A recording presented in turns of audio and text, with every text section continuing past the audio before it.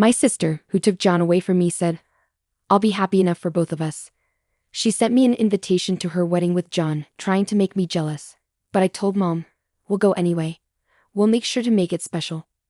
Usually my parents are nice and hardly ever get mad, but they'd had enough of my sister's bad behavior. We went to the wedding with determined smiles, but it turned out to be a disaster, not a happy occasion. I'm Hannah Turner, 24 years old, and I draw pictures for a living. I got married recently, not even a year ago, and my relationship with my husband, John, is strong. We met through a friend and quickly started dating. He proposed to me at a restaurant with a beautiful view at night. Our wedding was full of happiness, surrounded by family and friends. One day, I noticed that my husband John forgot his phone in the living room. I picked it up and brought it to him, saying, "John, you forgot your phone." He seemed a bit nervous as he took it, thanking me quickly before rushing out the door. His sudden rush left me feeling uneasy, and that feeling marked the beginning of my suspicions. After that day, John started carrying his phone with him everywhere, even at home. I found it strange, but I couldn't imagine John would cheat on me, right? We'd been getting along fine without any major problems, so I tried to convince myself that everything was okay. However, my trust didn't last long. While I was hanging up laundry, I saw a notification on my own phone. It was an email from an unfamiliar address. "Hey, long time no see. How have you been?" It seemed like it could be from someone I knew, but I heard about scams where people pretend to be friends, so I decided to ignore it. But then another message came through. "Hey, don't ignore me. I can see you read it. Ignoring your sister? That's just like you, always so mean." Right after I closed my phone, it rang, and it was another message from the same unknown sender, calling me their sister. Indeed, I do have a sister named Sally, but she's known for causing trouble in various ways. Sally, my sister, had a history of causing trouble, especially with money. She often borrowed money from friends and then disappeared without paying them back, leaving my parents and me to deal with the fallout. Because she was their daughter, my parents always ended up paying off her debts. On top of that, Sally had a habit of making complaints over the smallest things. She'd yell and be rude, even making people kneel down to apologize to her. This made her a difficult customer to deal with. Another problem was Sally's love life. She had a thing for men who were already in relationships, whether they were friends or family. She didn't care about causing tension between people, she just pursued what she wanted. Because of her behavior, I had cut ties with Sally since she left home, so when I received a message with the word sister on my phone, I felt uneasy. I debated whether to respond, but I ultimately decided to ignore it.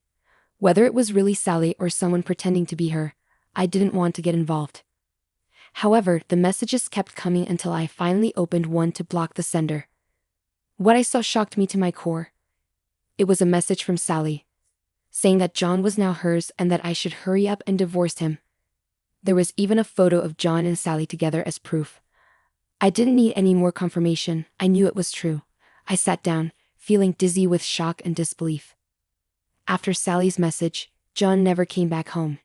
Instead, all I got was a set of divorce papers filled out by him. My attempts to reach John were met with silence. Losing my husband in such a sudden way left me feeling devastated, angry, and emotionally fragile. Why, John? I cried for days. Once I had calmed down a bit, I decided to reach out to Sally. "What do you want? Let me speak to John. You've been ignoring me for so long, and now you contact me without even saying hello or apologizing. What's your intention?" I demanded. "Excuse me? You should be the one apologizing. Just send John back home for now." "No way. He doesn't want to come back. He says he loves me more than he ever loved you. And why should I apologize? It's your fault for not being able to keep him." No matter what I said, Sally wouldn't listen. I was already feeling terrible mentally, too exhausted to worry or think anymore. I realized it was pointless to keep arguing. Holding on would only make things worse. You know, if you're going to be angry at someone, be angry at your own lack of charm, loser. After that conversation, I shut off my phone. I was done dealing with Sally and had lost all affection for John, who had chosen her. Before I knew it, I had signed the divorce papers, and just like that, my once happy marriage was over. My life became a mess after that. Maybe because of the emotional damage, I struggled to eat and felt more tired than usual. I looked so worn out that my coworkers started to worry. Despite trying to reassure them with a smile, it felt like my body and mind were reaching their limits. Eventually, I collapsed at work and woke up in the emergency room. My parents and a close coworker were there beside me. "Hannah. Can you recognize me, Hannah?" Their voices brought me back to reality. Looking around, I realized I was in hospital, remembering what had happened. "Oh, I collapsed, didn't I?" My dad sighed with relief. "We were so worried when the hospital called." "Are you working too hard?" he asked, but deep down, I knew it was the stress from John and Sally. "Maybe," I muttered, and my mom quickly called for a nurse to get a doctor. After a checkup, they decided to keep me in the hospital for observation. "Are you eating properly? Getting enough rest?" My dad bombarded me with questions, clearly worried. I assured him I was okay. My mom asked him to buy some drinks and snacks for me, and he agreed, leaving the room. "Hey Hannah, something's not right, is it?" Natalie said. "You've seemed really tired lately, and this is so unlike you." They say women have strong intuition, and Natalie seemed to have it. I sighed and opened up to them about everything that had been happening. I ended up crying while explaining, realizing I had reached my breaking point without even realizing it. I thought I could handle it all, but it turns out I didn't understand myself as well as I thought. As I tried to laugh it off, my mom squeezed my hand tightly. "I had no idea all of this was going on. Why didn't you tell us sooner? This is the first time I'm hearing about the divorce. I'm sorry to say this in front of you, Mom, but is Sally out of her mind? I can't believe it." Both of them expressed their anger towards Sally, and I could tell they were genuinely worried about me. I didn't want to cause trouble or worry anyone, so I tried to downplay the situation. I felt embarrassed, and part of me believed what Sally had said might be true. Maybe it was my fault for not being more appealing. "That's nonsense. What are you talking about? It's clear that Sally and your ex are the ones in the wrong here. Natalie is right. You didn't do anything wrong. To think you were suffering all alone. I'm so sorry." Both of them looked like they were on the verge of tears. I regretted not relying on the people around me more. My mom suggested that I come back home for a while considering my mental and physical state, and after the doctor also recommended rest, Natalie took care of the paperwork at work with my medical certificate. When my dad returned with drinks and heard about me resting at home, he immediately agreed that it was a good idea. Natalie managed to explain everything to my workplace, and HR assured me, "You've got plenty of paid time off saved up, so take your time off to rest." After thanking Natalie, she reassured me that she'd be there for me, and I should lean on her whenever I needed. Over the next few days, I stayed at my parents' house. Natalie came to visit occasionally, and I could feel my mind and body gradually recovering. I realized that keeping everything bottled up inside wasn't healthy.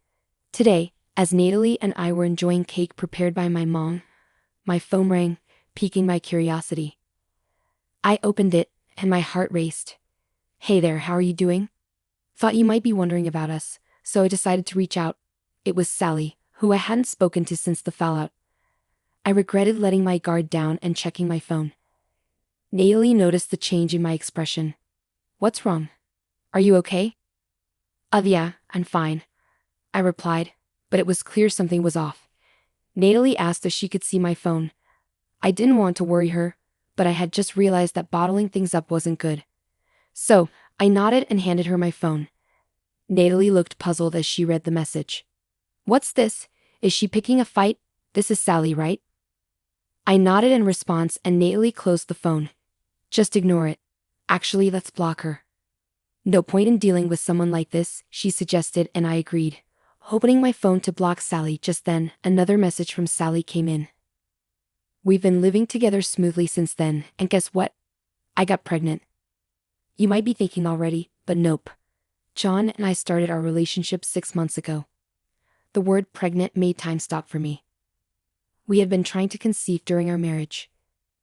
"It would be great if we could be blessed with our baby soon," we used to say.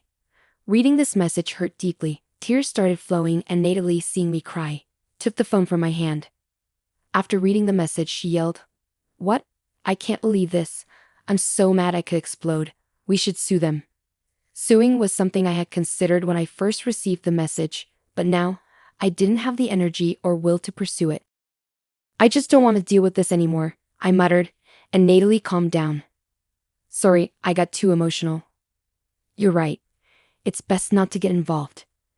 Natalie's comforting back rub felt so kind, and I cried a bit more. Then my mom came into the living room, having seen what happened. Hey Hannah, actually, I haven't told your dad about this yet. I understood what that meant. Knowing this would infuriate my dad. But I think it's time we told him. My mom's solemn words struck me deeply. I took a moment to think. I also believe it's time to talk about it. This is just too much, I concluded. Natalie's words convinced me too. So I decided to let my mom talk to him. My mom said she would talk about it, so I decided to leave it to her. After Natalie went home and it got dark, my dad came back from work. He said it smelled good in the house and asked what was for dinner. I welcomed him home, and he seemed happier since I returned. Mom said Dad's mood had improved, and she was glad I was back. Her words made me really happy, knowing I had a place where I felt calm. But today, Mom looked serious when she talked to Dad. She said they needed to discuss something important, and Dad understood, becoming serious too. Then Dad mentioned it was about me, and I could see kindness in his eyes, which almost made me cry. After explaining everything to Dad, he seemed calm but a bit angry. He told me not to block Sally yet, even though I didn't have to read her messages. He must have had his reasons. Mom usually followed Dad's advice in situations like this. Dad also suggested letting Natalie know about it. I understood and agreed. Both Mom and Dad reassured me that everything would be okay and that they were here for me, along with Natalie. Their kind words and smiles made me feel so relieved and happy that I ended up crying. Seeing this, both my parents laughed, and my heart felt warm. That night, I told Natalie everything, and she said, "It's wonderful you have such supportive parents, and remember, you've got me too." I gazed at the stars, feeling comforted. After talking it over more, I decided to move back home. That meant going back to my parents' place since it's close enough to commute to work from there. Natalie thought it would be better for my mental well-being to be away from a house full of painful memories. Since I was the one on the rental contract, I handled canceling it and sent John's stuff to his parents' house. On moving day, I sorted out mail forwarding at the post office and completed the move smoothly. I bid farewell to the landlord with a smile, leaving on good terms. Back at my parents' place, I settled back in and returned to work. My coworkers had been concerned, but now I could genuinely tell them I was okay with a smile. My boss reminded me not to push myself too hard, which made me appreciate my workplace even more. A few months later, I returned home. When I got there, my mom had a serious look on her face. She said we needed to talk and asked me to come to the living room after changing. I sensed something was wrong from her expression. After changing, I went to the living room where my parents sat, looking puzzled over a letter. I sat down in front of them, and they showed me the letter. It was an invitation to a wedding, but what could be the problem with it? I asked if I could see it, and my dad said yes. When I looked at it, I saw it was from Sally and John. I was shocked. What? I couldn't believe it. You filed a forwarding address because you moved, right? My dad asked. Yes, that's right. No wonder both my parents looked worried, but surprisingly, I felt calm. If this had happened before, I would have been really shocked, but now, I just felt disgusted. Are you okay? My mom asked, concerned. Dad was also watching me. Somehow, I'm better than I expected. I just feel disgusted. I wonder how far they want to go to insult me, right? Even if she's my daughter. This is too much for me to handle, I said. I'm glad Hannah isn't as shocked as we thought, but this is still unacceptable. I could see my parents were angry for my sake.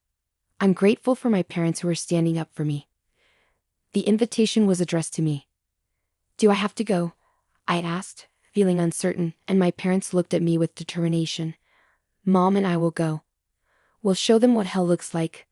It was unsettling to see my usually gentle parents so angry. But the invitation is addressed to me, I pointed out. Well, we're the parents of the bride. It would be rude not to attend, right? My dad reasoned. Exactly. It's our daughter's wedding. We're looking forward to it, Mom said with a smile, but her eyes didn't match her expression, making me nervous. Dad brushed off my concerns and kept getting ready. I hope it's okay, he said, ignoring me. I heard a car pulling up, so I went to check if they had called a taxi. But instead, I found Natalie stepping out of a familiar car.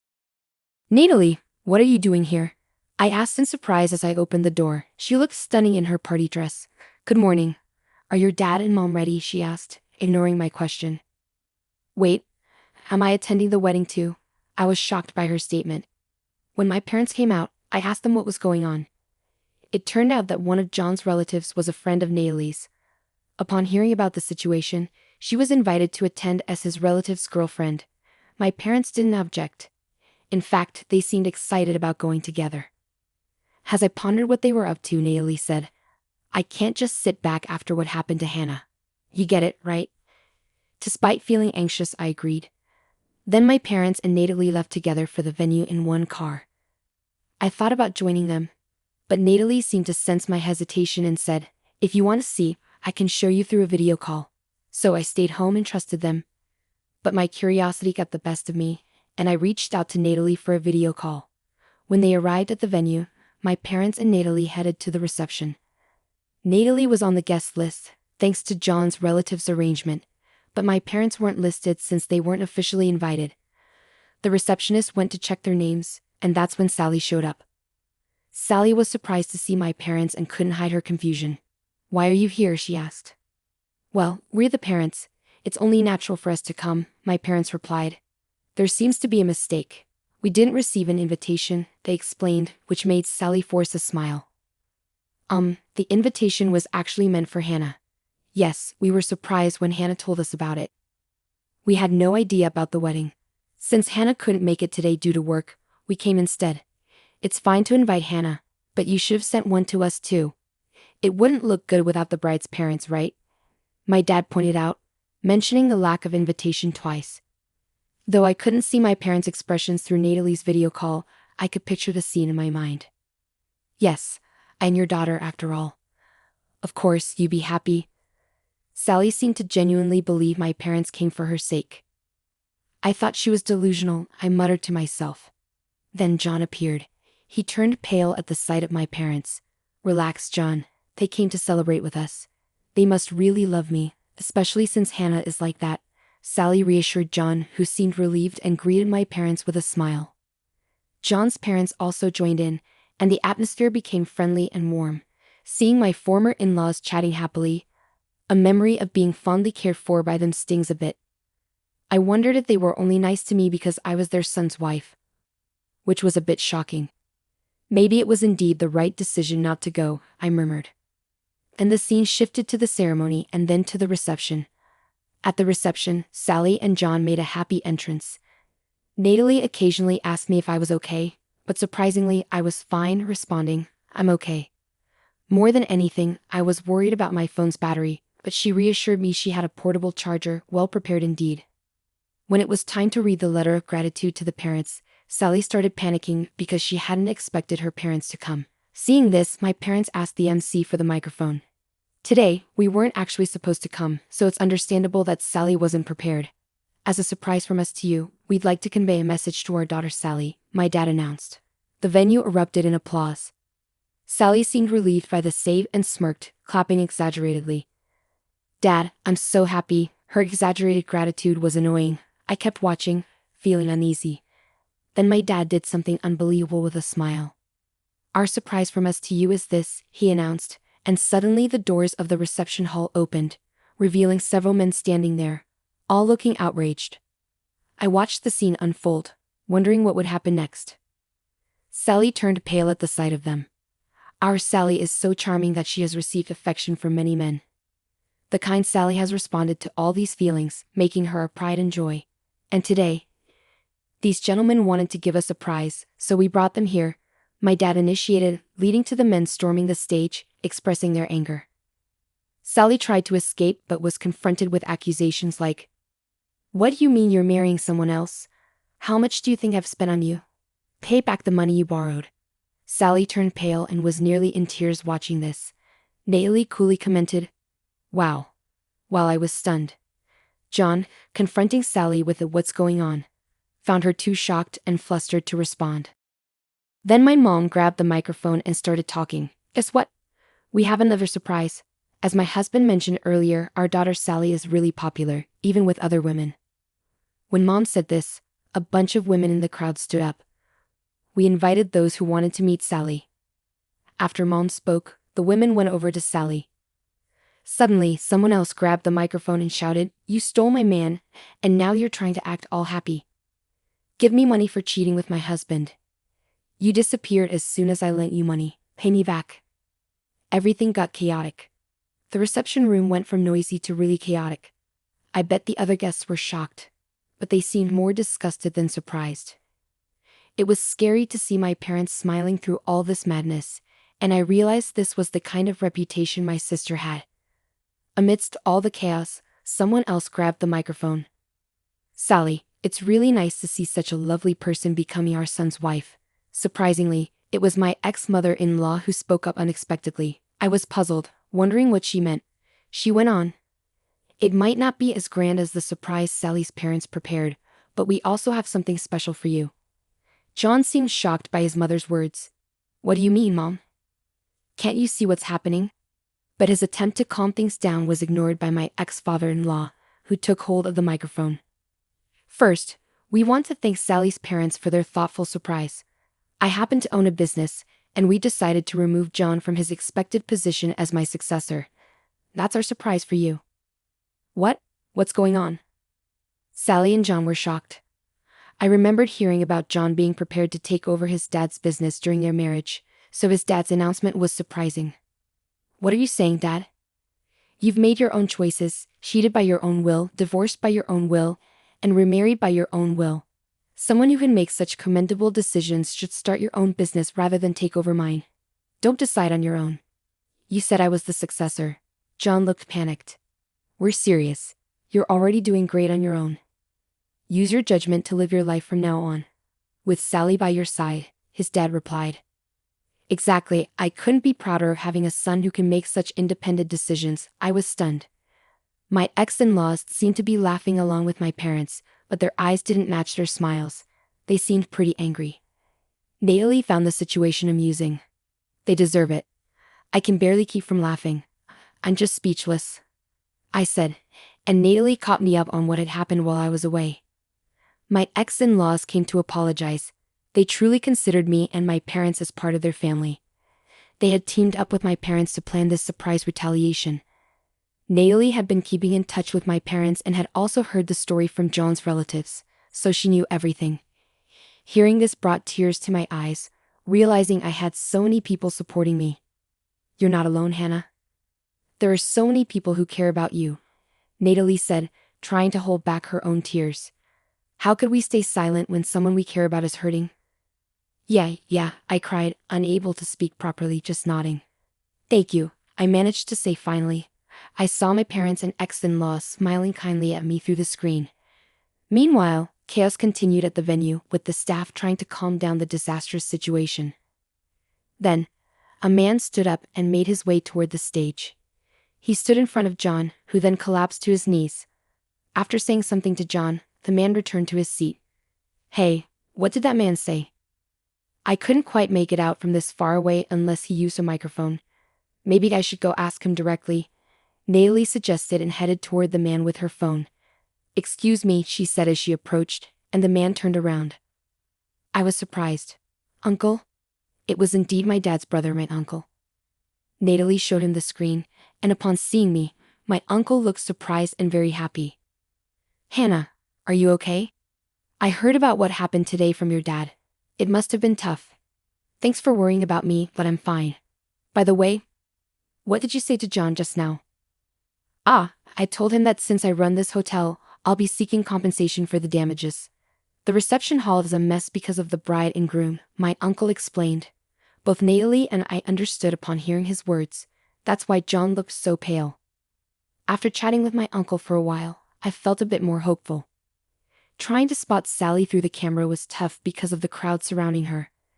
This wedding had turned into anything but a celebration. Looking around, I noticed many guests leaving, including some of John's colleagues I recognized, who seemed puzzled as they left. I thought to myself, well, that makes sense, feeling somewhat relieved. The wedding ended in disaster, with Sally and John looking worn out and pale by the end. "And now, the bride and groom will leave," the MC announced. But by then, most of the guests had already departed, and only our parents, former in-laws, Natalie, and a few of John's relatives were left to applaud. When my parents came back home, I went up to greet them, and to my surprise, Natalie and John's parents were with them. I was a bit shocked but bowed to my former in-laws. I'm sorry for not keeping in touch. I regret how our marriage ended despite your kindness. I apologized, feeling guilty for not reaching out to them after the divorce. My former in-laws, with tears in their eyes, placed their hands on my shoulders. We should be the ones apologizing, they said, but I insisted it wasn't necessary and thanked them for their care during the marriage. After that, we all sat down for tea and had a pleasant chat, expressing gratitude for the wedding events and parting on good terms. I felt like I finally had closure and felt rejuvenated. A few days later, I received a message from Sally on my phone during work. I had forgotten to block her, but when I checked, it was a barrage of complaints. You ruined our wedding. Take responsibility. Did you tell our parents? Are you jealous? Stop blaming me for your unhappiness, loser. Sally's message flashed on my phone. I sighed and turned to Natalie at the next desk. Can I still claim alimony for the affair? She's practically giving me all the evidence herself, right? Fed up with it all, I decided to hire a lawyer to claim alimony. I saved all the messages and images Sally sent and replied to her. Thanks for providing evidence of the affair. A lawyer will be contacting you, so please stop contacting me directly. Sally freaked out. A lawyer? What are you doing? Stop it. She began deleting the messages and images she'd sent. When I told her that I had saved all the evidence, she panicked even more and started apologizing. Sorry, it was all lies. I'll leave Jan alone now that he's not going to be the CEO, and I won't say anything mean anymore. Please don't make me pay alimony, I already have debts. That's not my problem. I don't want Jan, and do whatever you want. Actually, maybe it's good you took him. I don't need a man who cheats. And in the end, you protected me. Thanks, sis, I replied before cutting off contact. After blocking Sally, she tried reaching out from different accounts, but I blocked those too.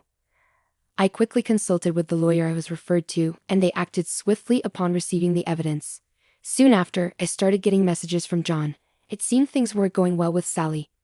He sent me creepy messages like a lovesick Romeo, which I ignored and blocked. When he tried to contact me through the house, my parents handled it. Apparently, he got scared off by them, and hasn't reached out since. Later, the lawyer informed me that John and Sally had agreed to pay the alimony. They tried to resist using Sally's usual complaint tactics, but that didn't work on a lawyer. Realizing they had no chance, they gave in.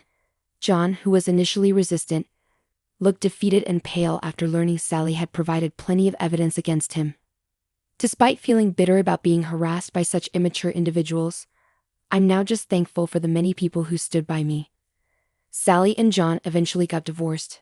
Sally, with no one else to turn to, contacted our house once, but my parents issued a statement of estrangement. She hung up the phone crying. John, rumored about the wedding at work, found it uncomfortable and ended up resigning. Unable to go back home, he's now getting by with part-time jobs. Meanwhile, I received a promotion at work because of my excellent performance. I also started a relationship with someone I met in my new department. Thinking ahead, Natalie also clicked with one of John's relatives, and we often share our love stories. Next month, as a celebration, my parents, Natalie, and even my former in-laws are planning a trip to the hot springs together. Despite hitting rock bottom, I feel happier than ever before.